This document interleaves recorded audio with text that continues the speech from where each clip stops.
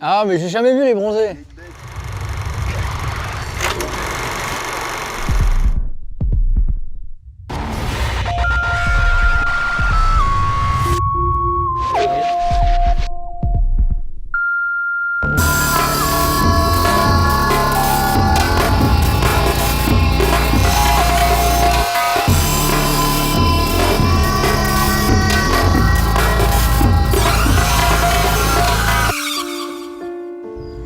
Bonjour mesdames et messieurs, ça va? C'est bientôt la fin du monde, vous le savez, vous avez d'ailleurs voté pour un homme en costard qui va vous sauver de la fin du monde. Hein? Va-t-il vous sauver du Warlock? Je ne pense pas. Qui est le Warlock? Que fait-il ici en costume noir? Que veut-il? Vous le saurez en regardant cette émission, c'est gratuit, c'est maintenant.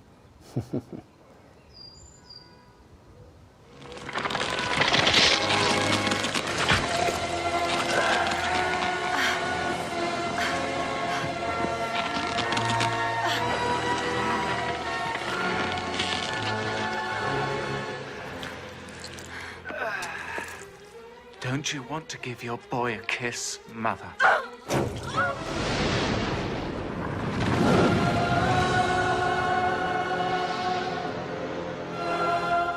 In the name of love. Alors il y a quand même un mec qui est passé en t-shirt orange et qui nous a demandé la tombe de Jim Morrison. Jim Morrison, parce que quand les gens ils viennent ici, c'est Jim Morrison, Serge Gainsbourg, Jim Morrison. On s'en fout, ils sont morts. Alors, je vous ai choisi Warlock 2. Alors oui, je vous ai choisi Warlock 2, The Armageddon. Je vais vous raconter un petit peu l'histoire de tout ça. J'ai l'impression que le 4 heures, là, il filme mes couilles. Non? C'est bon? Je voulais un film infernal, un film horrible, un film de diable. Pourquoi? Parce qu'en ce moment, nous tous, on est en train de sortir Distorsion Infernale 4e volume de la revue Distorsion. C'est en précommande, c'est génial, ça parle de l'enfer, je vous en parlerai tout à l'heure. Donc il fallait un film qui parle du démon, comme ça. Alors au départ, je voulais vous parler d'Hellraiser 3. Je me suis dit, Hellraiser 3, c'est cool, j'ai un souvenir, c'est bien marrant, c'est Anthony Cox, c'est bien bis, bien rigolo. Puis je l'ai revu.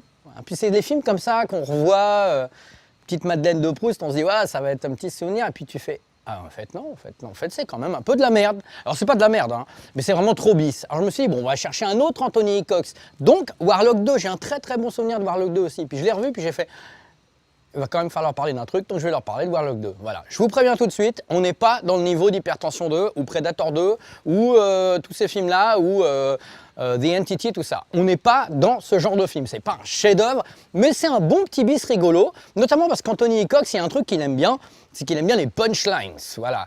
Alors quand c'est Hellraiser 3 et que Pinhead il dit oui, non, je ne suis pas... L'autre il fait Jesus Christ, not quite. C'est bon mec, hey, t'es pas Freddy Krueger, t'es quand même un mec qui vient des enfers, donc t'es censé faire flipper, c'est Clive Barker les gars. Par contre dans Warlock 2, quand c'est Julian Sands, hyper classos avec son truc Hugo Boss j'espère, hein, le couturier des nazis, c'est marrant quand il sort des petites vannes comme ça. Regardez, il y a toutes mes filles, je les ai eues avec 40 femmes différentes, regardez, regardez. Vous pouvez les filmer ces filles, vite. Et ce qui est quand même génial, et ça personne ne le sait, c'est que parmi toutes ces filles, peut-être que l'une d'entre elles deviendra une actrice de cul. Et alors la question de ce jour, c'est laquelle? Je vous en prie. Voilà. Casting John Birout, première. Bonjour. Bonjour. Bonjour. Bonjour. Bonjour. Ah, c'est fille. Bonjour.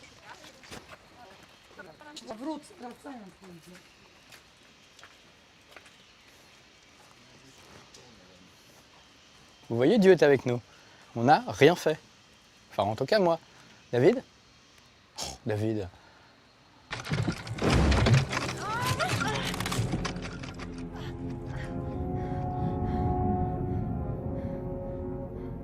Let me in, mother. Let me in. Fuck you!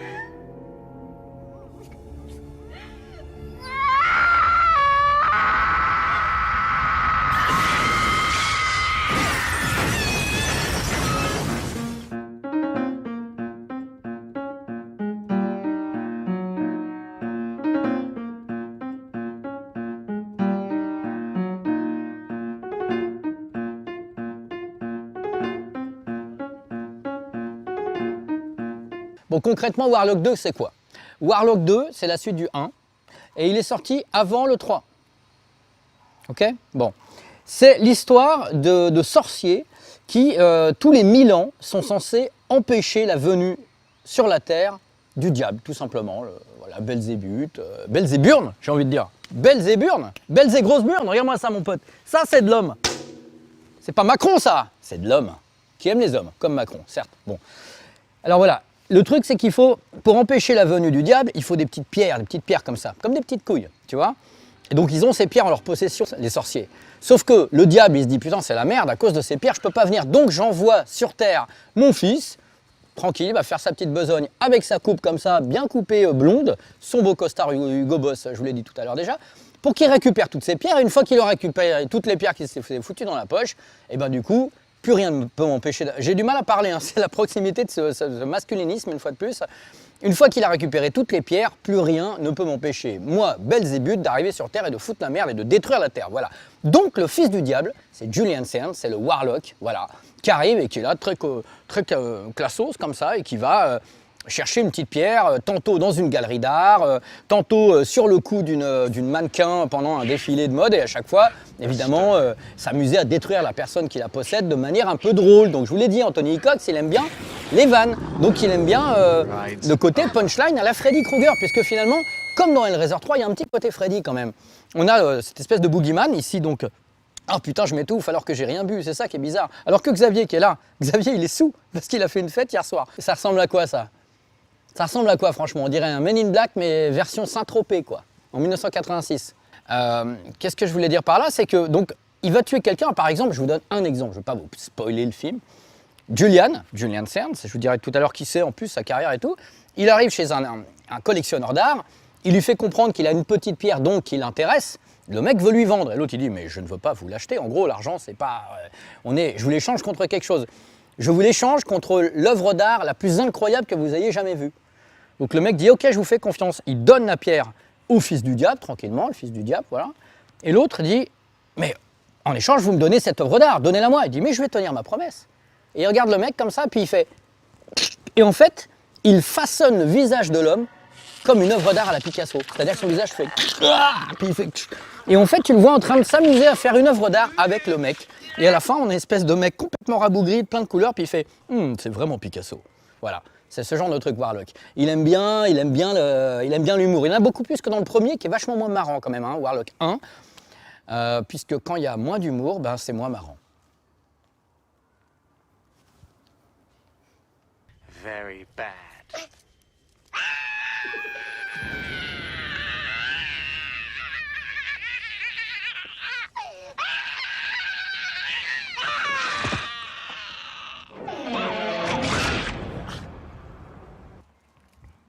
Si je vous ai réunis ce soir, c'est pour vous parler, mes amis, d'abord du fait que... Regardez ça, regardez. Ils sont contents, ils mettent des sabres, ils mettent un casque de soldat, hein, parce que c'est tellement bien la guerre. Ça me fait penser à la chanson de Renaud, La Médaille. Voilà, je vous en dirai pas plus. La Médaille est une chanson très violente sur la statue du maréchal de France.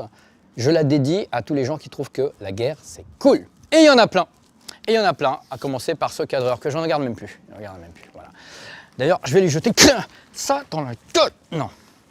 Alors, l'histoire, c'est quoi? C'est que Julian Sands est un bon acteur, voilà, c'est un bon acteur, très délicat, il fait un peu shakespearien, ce mec-là, il est toujours, il a le buste comme ça, c'est pas pour rien qu'ils l'ont choisi pour interpréter le fils du diable, parce qu'il fallait pas un mec qui arrive genre, hey, je suis le fils du diable, quoique ça serait marrant. Finalement, c'est un peu cliché aussi de prendre un diable un peu classos, mais ça passe, c'est un anglais, donc il se tient vachement comme ça, il est toujours très distingué.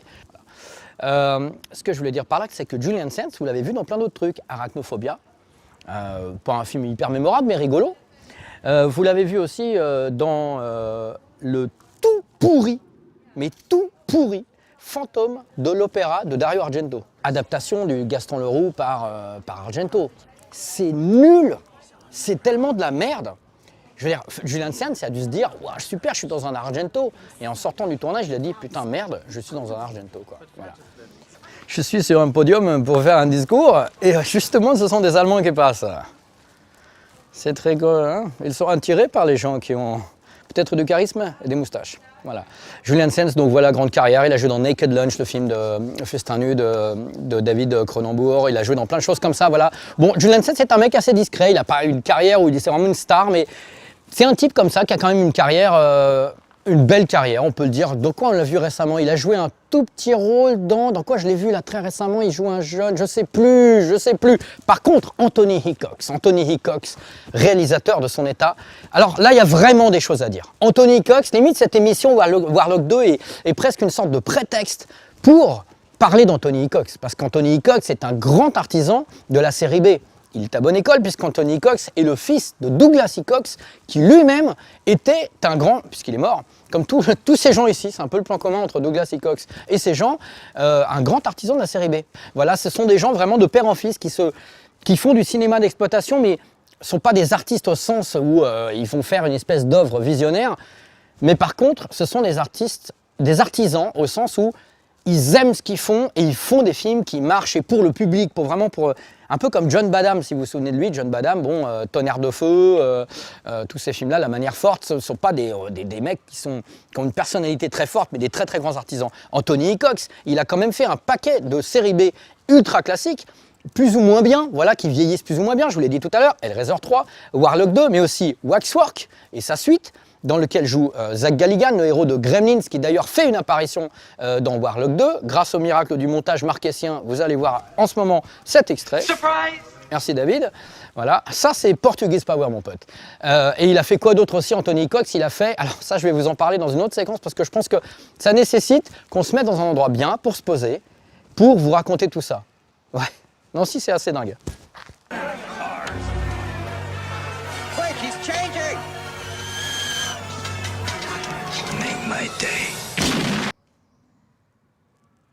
Le repos réparateur d'une éternité.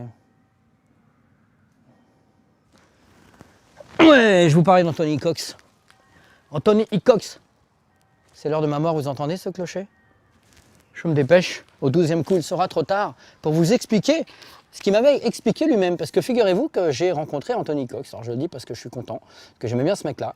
C'était sur un yacht à Cannes. Enfin, et c'est vrai, en plus, il était là pour parler d'un film qui, je ne sais même pas s'il l'a fait d'ailleurs après, mais en tout cas, du coup, on a eu l'occasion de parler de toute sa filmo, Warlock 2, etc., etc., mais surtout son travail. Voilà, je vais quand même amener les faits. Son travail avec Steven Seagal. Alors c'est intéressant parce qu'il a fait un film qui s'appelle Piège en eau profonde. Voilà, si vous vous souvenez, ça s'appelle Submerged. Alors cette histoire, elle a déjà été racontée, mais je pense qu'elle vaut quand même son pesant de cacahuètes parce qu'il y a des gens qui ne la connaissent pas. Alors, il était marrant, Hickox, parce qu'il disait, ouais, alors, on voyait qu'il n'avait pas envie d'en parler tout de suite de Steven Seagal, mais en même temps, ça le faisait rigoler. Donc c'est un Anglais, Hickox. Ils ont ce côté très second degré, très ironie. Et donc il a dit, bah, écoutez, le tournage, c'est pas compliqué, c'était l'enfer, une fois de plus, absolu. En fait, il a signé avec ce film, pour réaliser ce film, avec Steven Seagal.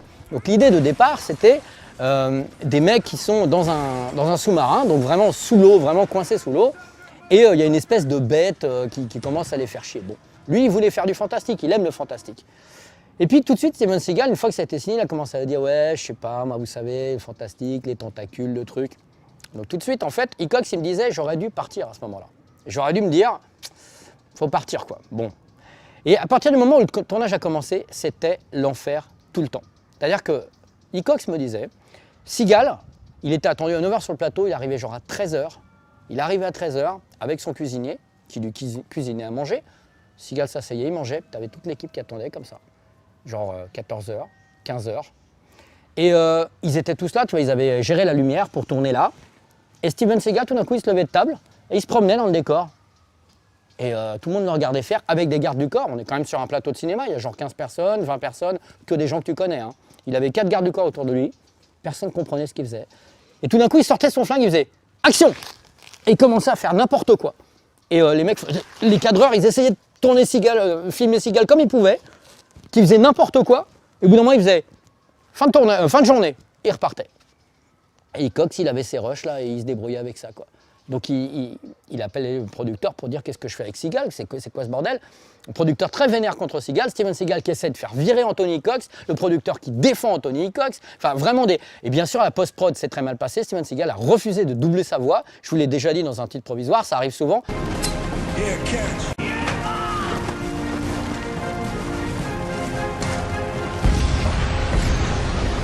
Un autre mec qui joue dans ce film-là, c'est Gary Daniels, qui est un artiste martial avant d'être un acteur, surtout artiste martial, donc champion, je crois, de full contact ou d'un truc comme ça, kickboxing. Et je lui ai posé la même question. Je lui ai dit, alors, Steven Seagal? Et alors lui, pareil, mais beaucoup plus diplomate, il m'a dit, écoutez, je pense que quand on n'a rien à dire de positif sur quelque chose, il vaut mieux rien dire. Donc ce sont les deux échos que j'ai eus de cet excellent tournage de Piège en eau profonde, que je vous engage à regarder, ne serait-ce que pour l'absurdité de ce personnage qui est là sans être là à l'écran, de ce film qui aurait dû être ça mais qui est devenu autre chose. Bon, voilà. Anthony Cox, toujours avec ce recul très marrant, me parlait de ce tournage. Il a tourné aussi avec Dolph Lundgren, il a tourné avec plein de gens. Voilà, c'est un vrai artisan de la série B. Beaucoup de respect pour Anthony Cox, qui est fidèle à la lignée de son papa et qui est vraiment, pour être un petit peu, pour parler comme Emmanuel Macron, il ne pète pas plus haut que son cul.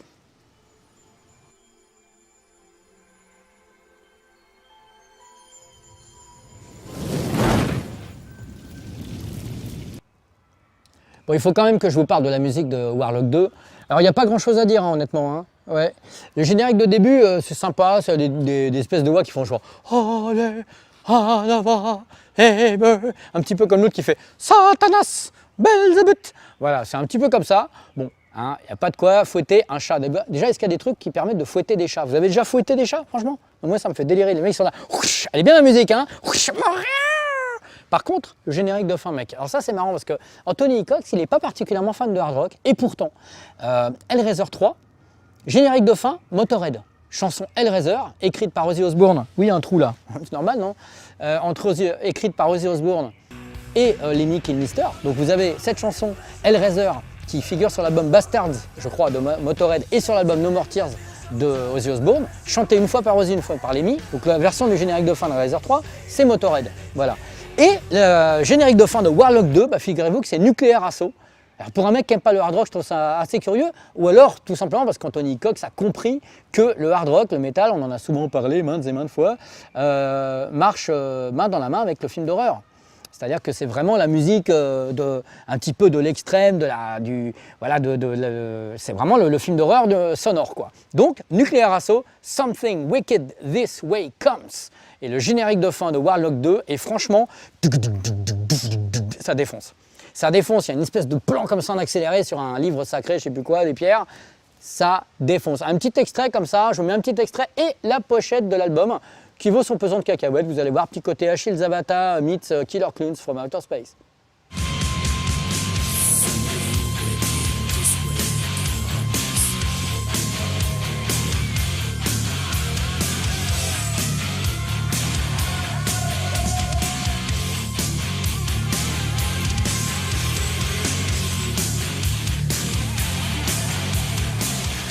Voilà, tout ça pour dire que Warlock 2, je vous l'ai dit déjà depuis le début, c'est pas non plus le chef-d'œuvre du siècle. Voilà, c'est une bonne série B. Pour l'apprécier, alors je tiens aussi à dire que la VF est marrante. C'est pas toujours le cas, la VF est plutôt rigolote, la voix du Warlock est plutôt marrante, Julian Sands est bien doublé, les blagues sont plutôt pas mal traduites.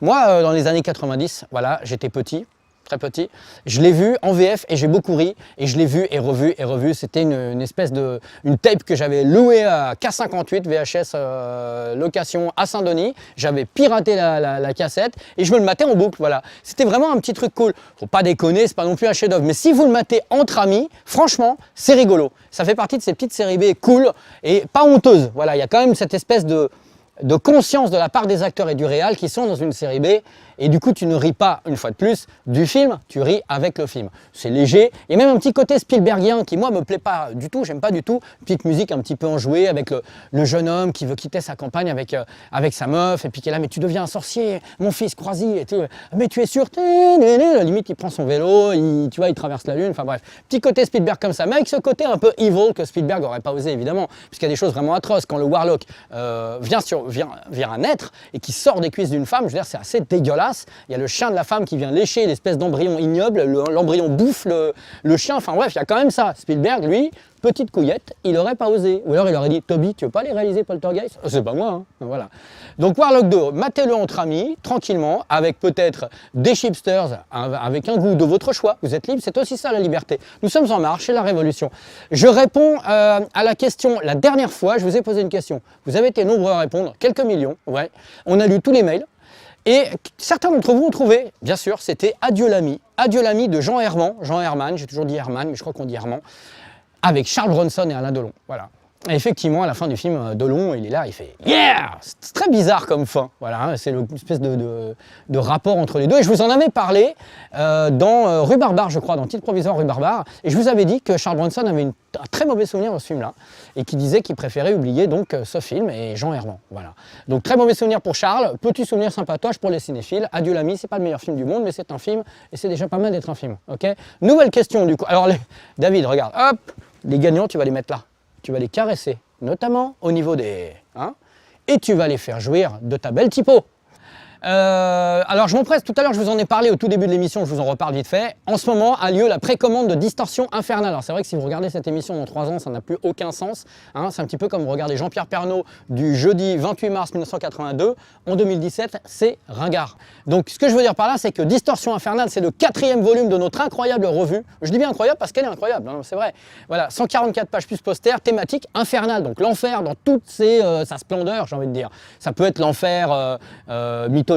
Alors par exemple, il y a une enquête sur ce que l'enfer est au Japon. Il y a aussi un reportage exclusif en photo au Japon, toujours, dans un temple qui mène aux enfers. Il y a aussi des interviews de gars incroyables comme Philippe Sedbon, par exemple, qui a réalisé Mr. Frost, dans lequel Jeff Goldblum joue le diable. Donc ça, c'est génial, parce que Sedbon, il a quand même côtoyé Alain Delon, Klaus Kinski, Lino Ventura, Jeff Goldblum, Roger Moore, Robert Vaughn, Michel Sardou. Voilà, donc ça c'est le top. On a aussi plein d'autres trucs. Nicolet, Raoul Servet qui a fait l'incroyable Harpia. Harpia fait un court-métrage monstrueux mais génial. Palme d'or de court-métrage en 79, l'un des trucs les plus terrifiants qui soit. C'est la couverture d'ailleurs de Distorsion Infernale, la voici sous vos yeux, dessinée par l'Antéchrist. C'est ça, c'est la Harpie de Raoul Servet. Tout ça c'est dedans. On a Graham Masterton qui est quand même pas la moitié d'un écrivain d'horreur fantastique. Voilà, une sorte de Stephen King mais qui a moins été adapté, puisque une seule fois je crois, dans un film de merde.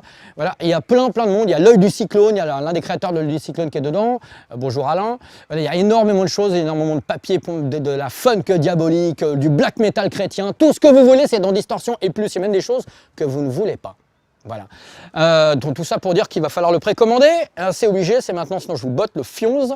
La nouvelle question, si vous écoutez le podcast qu'on fait avec Distorsion qui s'appelle Distor Radio, vous connaissez déjà la réponse. Le dernier podcast en date, il fait 4h26. Bon courage. La question, c'est dans un film de fin 70, faut pas non plus trop dire, un acteur qui a été amené dans les années 80 à interpréter l'un des plus grands personnages de vampires des films fantastiques des années 80. Voilà, joue un violeur. Il joue un violeur qui en plus est acquitté. Donc du coup, il y a un gros problème parce que la femme qui a été violée, elle est traumatisée par tout ça. La femme qui a été violée est interprétée par une fille qui est l'héritière, la descendante d'un grand homme de la littérature mondiale. Sa propre sœur joue sa propre sœur dans le film.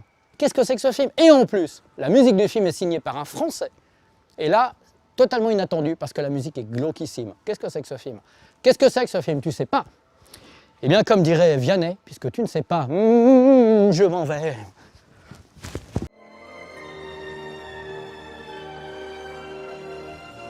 Tu crois qu'il y a des mecs qui se masturbent sur des tombes?